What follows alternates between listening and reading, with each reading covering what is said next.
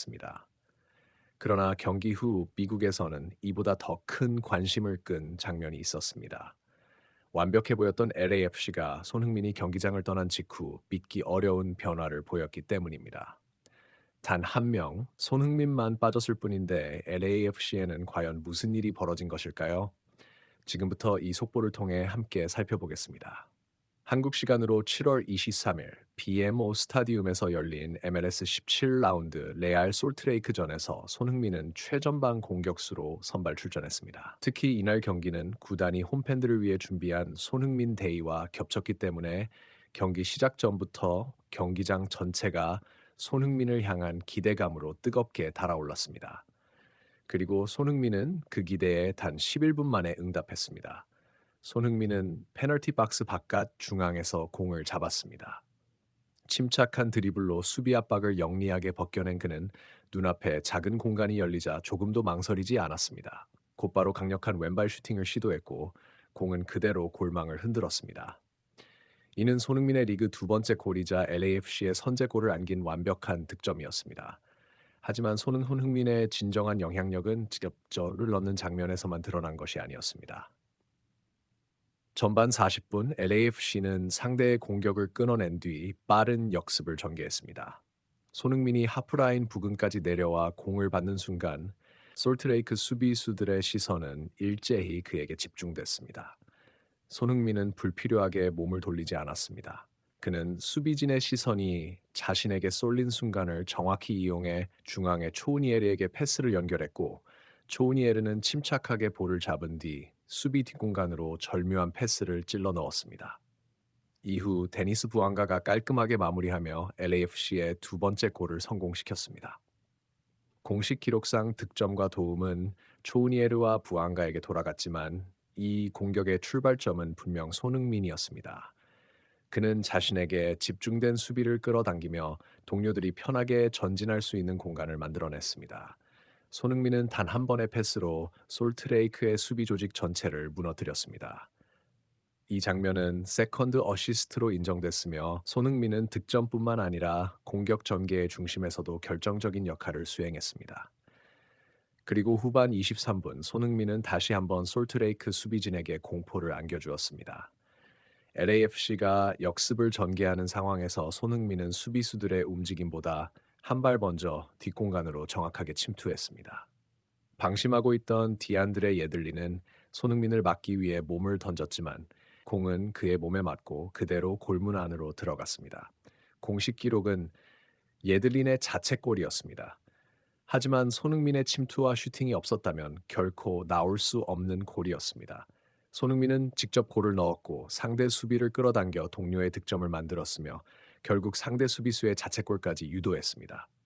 사실상 LAFC의 모든 득점은 손흥민의 발끝에서 시작됐다고 해도 과언이 아니었습니다. 그리고 점수가 3대 0으로 벌어진 뒤 LAFC는 빡빡한 일정을 고려해 손흥민을 교체했습니다. 홈팬들은 이날의 영웅에게 뜨거운 박수를 보냈고 손흥민 역시 자신의 임무를 완벽하게 마친 듯 보였습니다. 그러나 바로 그 순간부터 손흥민의 존재감에 가려져 있던 LAFC의 불안함이 조금씩 드러나기 시작했습니다. 가장 먼저 달라진 것은 솔트레이크의 수비 위치였습니다. 실제로 손흥민이 뛰었던 전반전에도 LAFC는 점유율과 유효 슈팅에서 상대에게 밀리며 여러 차례 공격을 허용했습니다. 하지만 손흥민이 경기장을 떠나자마자 솔트레이크의 전방 압박은 이전보다 훨씬 더 거세지기 시작했습니다. 솔트레이크의 수비 라인은 계속해서 전진했고 심지어 중앙 미드필더들까지 LAFC 진영 깊숙이 올라오기 시작했습니다. 그 결과 LAFC는 제대로 된 역습조차 만들어내지 못했습니다. 경기는 더 이상 홈팀의 흐름이 아니었습니다. LAFC는 페널티 박스 주변의 좁은 공간에 완전히 갇힌 채 계속해서 슈팅을 허용해야 했습니다. 후반전에만 솔트레이크는 그 75%의 볼 점유율을 기록했고 무려 18개의 슈팅을 시도하며 전반전에 비해 공격 빈도를 크게 끌어올렸습니다. 경기 내용만 놓고 보면 솔트레이크는 3대 0으로 뒤지고 있는 팀이 아니라 단 한 골만 넣으면 경기를 뒤집을 수 있다는 듯이 공격적으로 밀어붙였습니다. 그렇다면 손흥민 한 명이 빠졌을 뿐인데 왜 솔트레이크의 공격은 이렇게까지 과감해졌을까요? 전문가들이 지적한 이유는 바로 손흥민이 만들던 역습에 대한 두려움 때문이었습니다. 손흥민이 경기장에 있을 때 상대 수비수들은 아무리 점수 차가 크게 벌어져도 무작정 라인을 끌어올릴 수 없었습니다. 단 한 번의 패스만으로도 손흥민이 곧바로 수비 뒷공간을 파고들 수 있었기 때문입니다. 그래서 솔트레이크는 공격을 전개할 때조차 항상 한두 명의 수비수를 뒤에 남겨둘 수밖에 없었습니다. 아, 그러나 손흥민이 교체되어 나가자 더 이상 수비 뒷공간을 걱정할 이유가 사라졌습니다. 이전까지 가장 깊은 위치를 지키던 수비수들마저 하나둘 공격에 가담하기 시작했고 솔트레이크는 이전보다 매 공격마다 한두 명의 선수를 더 LAFC 진영으로 투입할 수 있었습니다. 그 결과 패스 선택지가 늘어났고 세컨드볼 경합에서도 우위를 점했으며 상대가 공을 걷어내더라도 곧바로 다시 공격을 이어갈 수 있었습니다. 결국 손흥민의 부재는 상대 수비를 묶어두던 모든 제약을 없애는 결과를 가져왔고 그의 존재만으로 LAFC에 만들어지던 공간 역시 함께 사라졌습니다. 그 때문에 LAFC가 실점을 허용한 것은 어쩌면 피할 수 없는 일이었습니다. 만약 솔트레이크 공격진의 결정력이 조금만 더 좋았고 더 이른 시간에 득점까지 성공했다면 경기의 흐름이 어떻게 달라졌을지는 누구도 장담할 수 없습니다. 하지만 더욱 놀라운 사실이 하나 더 있었습니다. 손흥민이 가려주고 있었던 LAFC의 약점은 수비 불안만이 아니었기 때문입니다. 이 장면을 한번 보겠습니다. 손흥민이 교체된 이후 LAFC의 역습 장면입니다. 상대 수비는 매우 촘촘하게 자리를 잡고 있었고 공격적으로 전진하는 선수조차 거의 없었습니다. 공을 잡은 선수는 마땅한 선택지를 찾지 못했고 결국 상대 수비에 막히고 말았습니다. 이제 비슷한 상황을 살펴보겠습니다. 손흥민이 경기장에 있었을 때는 무엇이 달랐을까요? 솔트레이크 수비수들은 다른 선수들에게 공간이 생기더라도 손흥민만큼은 반드시 막아야 한다는 생각으로 그를 집중적으로 포위했습니다.